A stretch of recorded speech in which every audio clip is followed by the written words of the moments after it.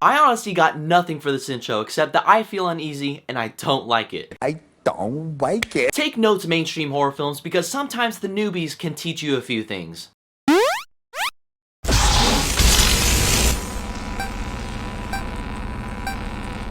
Okay, so The Sandwich. Wow, that looks really good, actually. So The Witch follows a story of a devout Christian family during 1630s New England, and after being banished for not following the rules of their religion, they are exiled into the woods where they start fresh. Things seem pretty well and stable for the family until one of the family members actually goes missing out in the woods where everything just falls apart from there, which causes the family to be struck with grief, paranoia, and all these emotions that play into their fears. As the family ties begin to unravel, there's a mysterious evil entity beyond their home who views this as an opportunity to tear this family apart as this family begins to go against one another. Now, a little background check. The Witch is a film that was featured at Sundance Film Festival and got wide praise for being this very different and unique horror film. When some critics say that this movie felt like something they shouldn't be watching, that's a pretty big boundary to step past, especially in most horror films nowadays, like the modern classics like Annabelle, Ouija, and Sinister 2. And this comes from future debut director Robert Eggers, who also won for Best Director in Sundance as well. And I gotta say, Mr. Eggers has a nice career ahead of him because The Witch is a very special kind of film. It wasn't just special in the realm of being a horror flick, but from a filmmaker's point of view, a lot of people are gonna find this movie to be extremely brilliant. Because ultimately, although it does have horror elements in there, The Witch is mostly a family drama and how mistrust and confusion can really affect them. Their lack of understanding of knowing there's something really out there past their home brings out their deepest fears, and that's only part of the reason why this film is so terrifying. Robert Eggers and his cinematographer Jaron Blashk,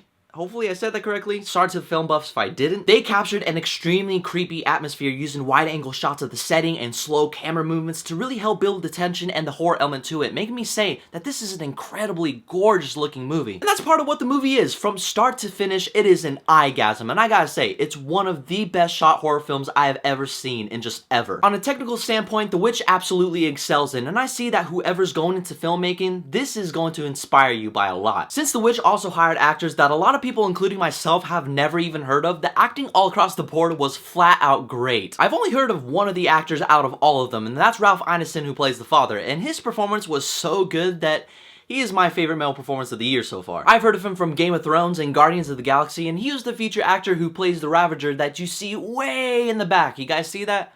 Yeah, I noticed that stuff too. Also, Kate Dickie, who plays the mother, was also really great, but the one who stood out the most to me was the daughter played by Anya Taylor-Joy. This girl has a bright future ahead of her. Totally just skipped over Kate Dickie, but she was really great. Miss Dickie, you were awesome. But Anya Taylor-Joy does a great job portraying a woman in that time period who's very God-fearing, but at the same time, questions about her religion, making her rich in the quality of her character. Yeah, I know, sounds extremely vague, but I don't want to spoil anything for you guys. You need to see this movie. And these fucking twins played by these little kids, it made me never want to be near twins just ever, or have any twins. If I have twins who are as creepy as these fucktards right here, I will kill myself. The same quality of creepiness as the twins from The Shining. But a little warning for those who go out and see this movie who want a full-on horror experience, you may not get that with The Witch. Reason why I say this is because this film does come across as a little bit artsy, and I would lie to you if I said that this movie didn't bore me in some scenes. This film would show off the beautiful yet horrifying atmosphere where it would show the dead trees in the woods, but I hear a lot of people in my theater going all like, what the fuck is going on? The dead trees mixed with the string and choir score, which is extremely fitting and amazing for this movie, but not a lot of people are going to appreciate that. Maybe it's because I'm from Cali and the area I'm around, they just want cheap jump scares.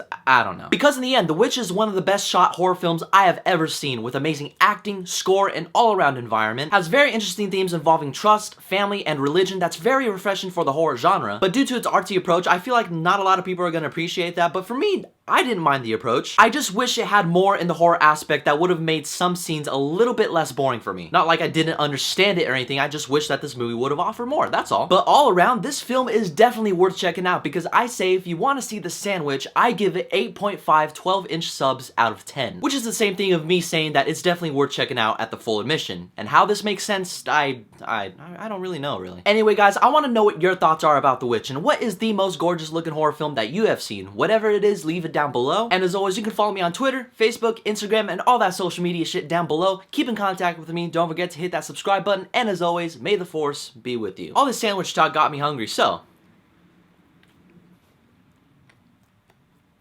Yep. Good sandwich.